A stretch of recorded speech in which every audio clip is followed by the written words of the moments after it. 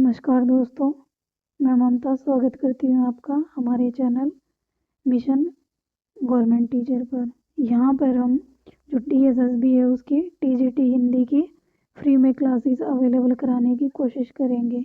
इसके लिए आप हमारा चैनल सब्सक्राइब कर लीजिए।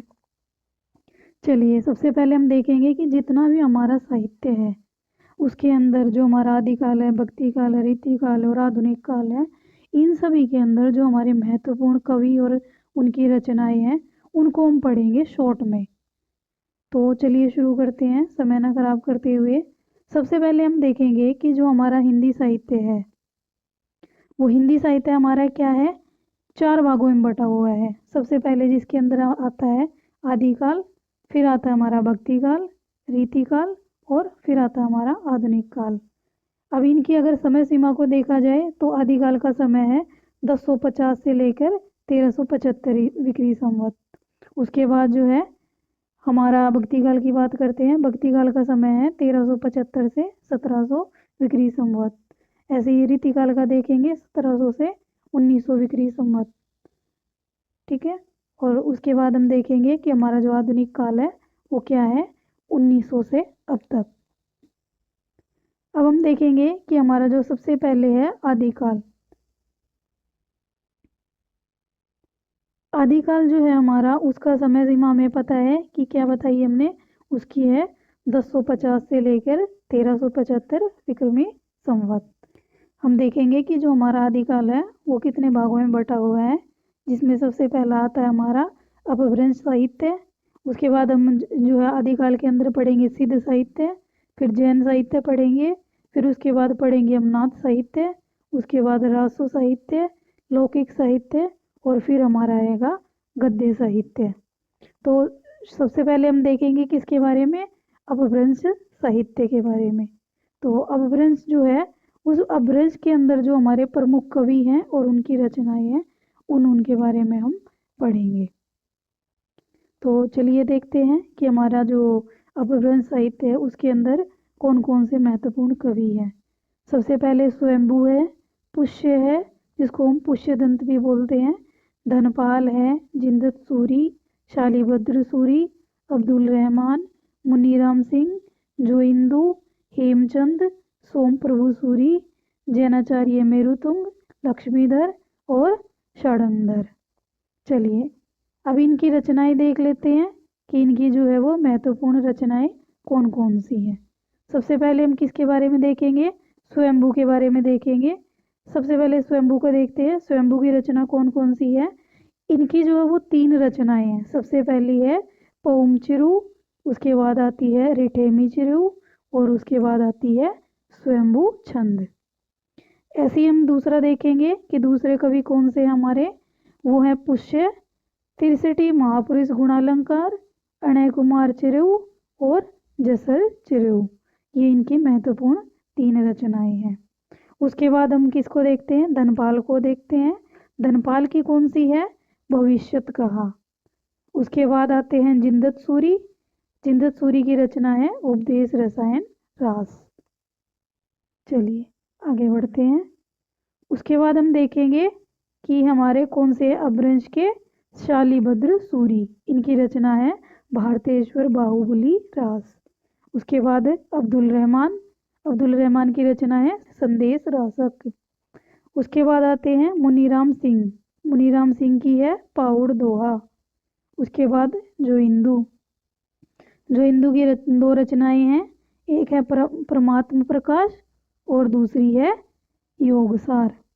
उसके बाद आते हैं हेमचंद, हेमचंद की रचनाएं हैं सिद्ध हेमचंद, शब्दानुशासन और उसके बाद इनकी जो है वो और भी रचनाएं हैं जिसके अंदर आती है हमारी कुमारपाल चरित्र, योग शास्त्र, प्राकृत व्याकरण, छंदोनुशासन और देसी नाममाला कोश।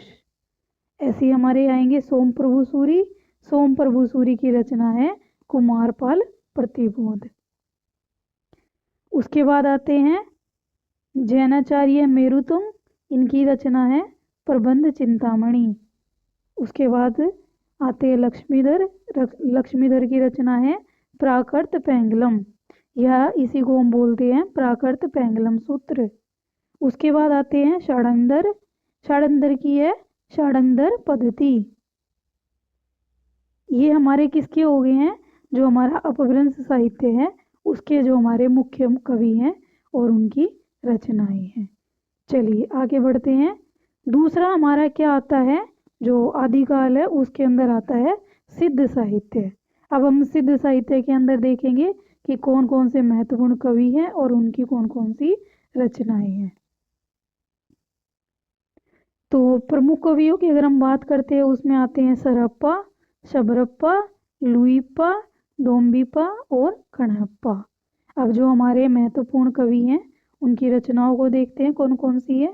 सबसे पहले सरप्पा आते हैं जो सबसे महत्वपूर्ण है इसके अंदर। अब सरप्पा जो है उनकी रचना है दोहा कोश। दूसरी रचना है चिड़िया गीत कोश। उसके बाद दूसरे नंबर पे आते हैं शबरप्पा। शबरप्पा की रचना है चरिया पद। तीसरे पे आते हैं लुईप्पा। लुईप्पा की रचना है बुद्धोदय और दूसरी है अभिसमय विभाग गीतिका। उसके बाद आते हैं हमारे डोम्बिप्पा। डोम्बिप्पा की रचना देखते हैं। डोम्बिप्पा की रचना है डोम्बी गीतिका, योगाचार्य और अक्षर द्विकोपदेश। चलिए आगे बढ़ते हैं। अब आते हैं हमारे जैन साहित्य। तीसरे नंबर पे आता है हमारा। अब हम इसके अंदर पढ़ेंगे कि हमारे कौन कौन से सबसे पहले जो हमारा जैन साहित्य है उसके अंदर क्या आता है, मेनली हमारा जो मुख्य रूप से आता है रास साहित्य। ठीक है, जो हम इसके अंदर जितनी भी हैं वो सारी की सारी रास रचनाएं पढ़ेंगे हम। सबसे पहले आता है रिपुदारण रास, जो किसके द्वारा लिखा गया है, डॉक्टर दशरथ ओझा के द्वारा लिखा गया है। दूसरे नंबर पे आता है उपदेश रसायन रास, जो किसके द्वारा लिखा हुआ है, जिंदत सूरी के द्वारा लिखा हुआ है। तीसरे नंबर पे आता है संदेश रासक। तीसरे नंबर पे आता है संदेश रासक, जो अब्दुल रहमान के द्वारा रचा गया है। चौथे नंबर पे आता है पंच पांडव रचित रास, जो शालिभद्र सूरी द्वितीय के द्वारा लिखा गया है। उसके बाद आता है भरतेश्वर बाहुबली रास, जो किसके द्वारा लिखा हुआ है, शालिभद्र सूरी के द्वारा लिखा हुआ है। चलिए अब जो मुख्य हमारे जैन कवि हैं उनकी रचनाओं के बारे में देखते हैं कौन कौन से हैं। सबसे पहले किसकी बात करते हैं, देवसेन की। देवसेन की रचना है श्रावकाचार, जो बहुत ही महत्वपूर्ण है।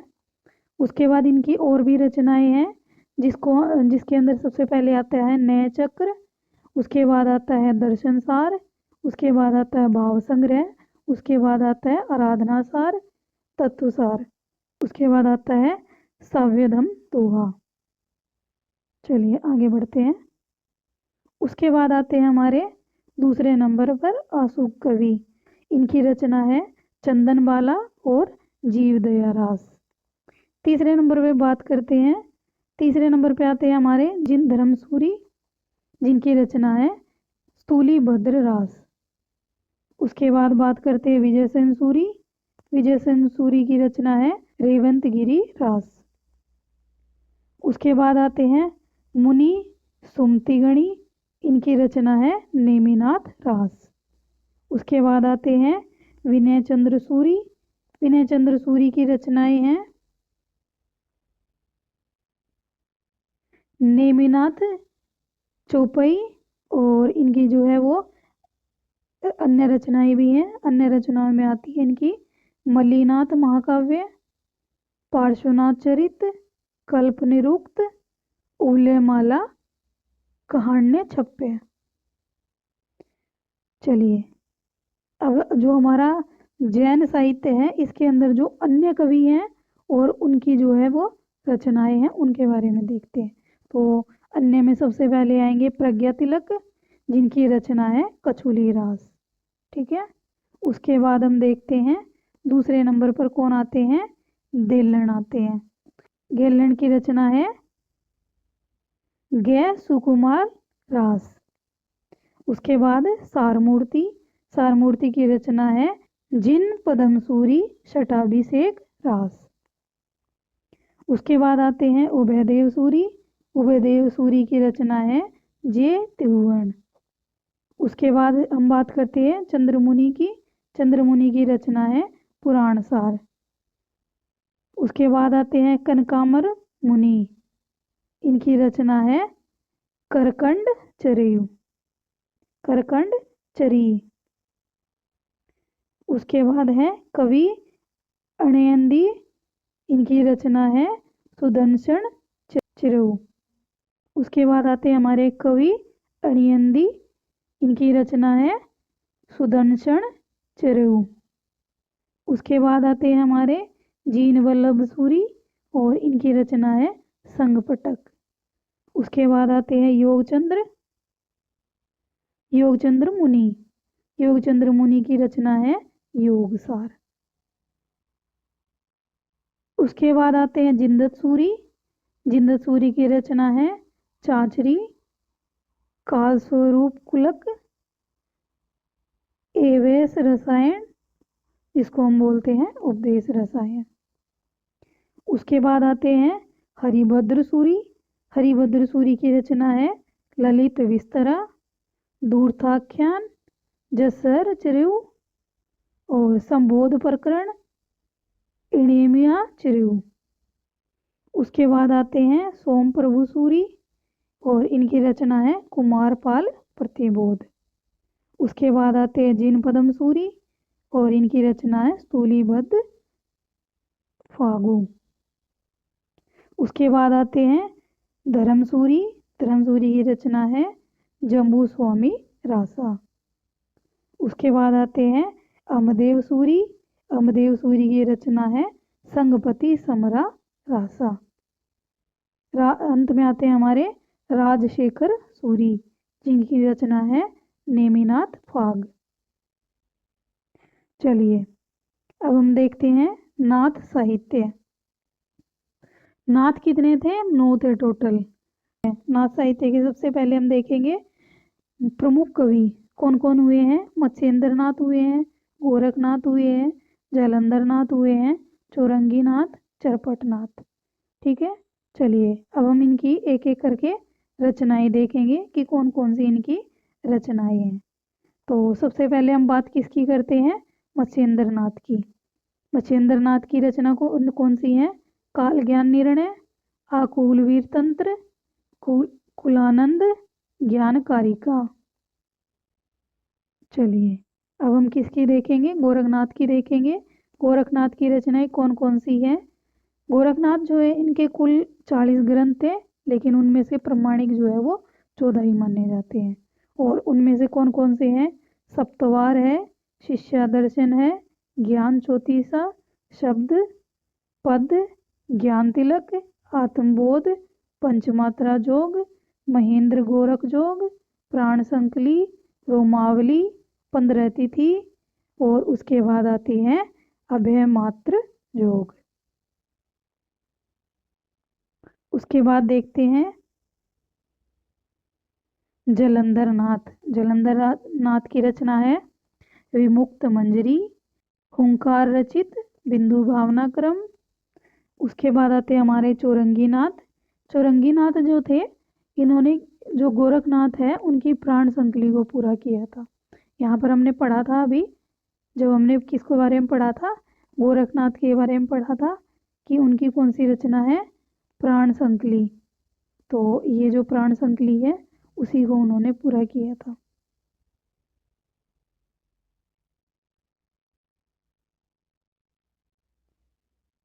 अब हम किसको पढ़ेंगे? अब हम पढ़ेंगे रासो साहित्य, जो किसके अंदर आता है? हमारा जो आदिकाल है उसी के अंतर्गत आता है। तो जो रासो साहित्य है उसके मुख्य मुख्य कवि हैं, उनको देखते हैं हम कौन कौन से हैं। सबसे पहले आते हैं दलपति विजय। दलपति विजय की रचना है खुमान रासो। फिर आते हैं नल सिंह और इनकी रचना है विजयपाल रासो। उसके बाद आते हैं नरपति नालय, इनकी रचना है बीसल देव रासो। उसके बाद आते हैं चंद्रबरदाई। चंद्रबरदाई की रचना है पृथ्वीराज रासो। उसके बाद आते हैं केदार भट्ट। केदार भट्ट की रचना है जयचंद प्रकाश। उसके बाद आते हैं जगनिक। जगनीक की रचना है परमाल रासो। उसके बाद आते हैं मधुकर कवि। मधुकर कवि की रचना है जय मयंक जस चंद्रिका। फिर आते हैं हमारे श्रीधर, और श्रीधर की रचना है रणमल छंद। और उसके बाद हम देखते हैं रणमल छंद के बाद जो हमारे आते हैं षाडंगर। षाडंगर की रचना है हमीर रासो। और फिर उसके बाद आते हैं हमारे विद्यापति। विद्यापति की रचना है कीर्तिलता, कीर्ति पताका और पदावली। चलिए अब जो हमारे अन्य हैं इन इसके अंदर वो हम देखेंगे कि अन्य कवि कौन कौन से हैं। सबसे पहले आते हैं पलहन। पलहन की रचना है आबूरास। उसके बाद आते हैं प्रज्ञा तिलक। प्रज्ञा तिलक की रचना है कहुली रास। उसके बाद आते हैं हमारे देलण। देलण की रचना है गै कुकुमाल रास। उसके बाद आते हैं उदयवंत। उदयवंत की रचना है गौतम स्वामी रास।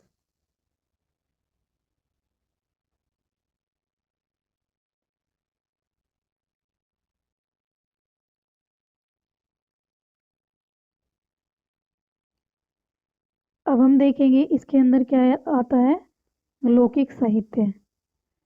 लौकिक साहित्य के हमारे जो मुख्य कवि हैं उनके बारे में देखते हैं हम कौन कौन से हैं और उनकी रचनाओं के बारे में। तो सबसे पहले आते हैं हमारे अमीर खुसरो। अमीर खुसरो की रचनाएं कौन कौन सी है, खलिक बारी, पहेलियाँ, मुकरिया, दो सुखने, गजल, नजराने हिंदी, हालात कन्हैया, किरान उल सदामन, नूर सिपहर, तारीख, तुगलकनामा, आईने सिकंदरी, एजाज ए खुशसकी और आती है आशिकी। ये इनकी रचनाएं हैं। इसमें से जो सबसे महत्वपूर्ण है वो हमारे क्या हैं, वो सबसे महत्वपूर्ण अगर इनकी रचनाओं की बात करते हैं उसमें आती हैं खलीक बारी, पहेलियाँ, मुकरिया, दो सुखने और गजल।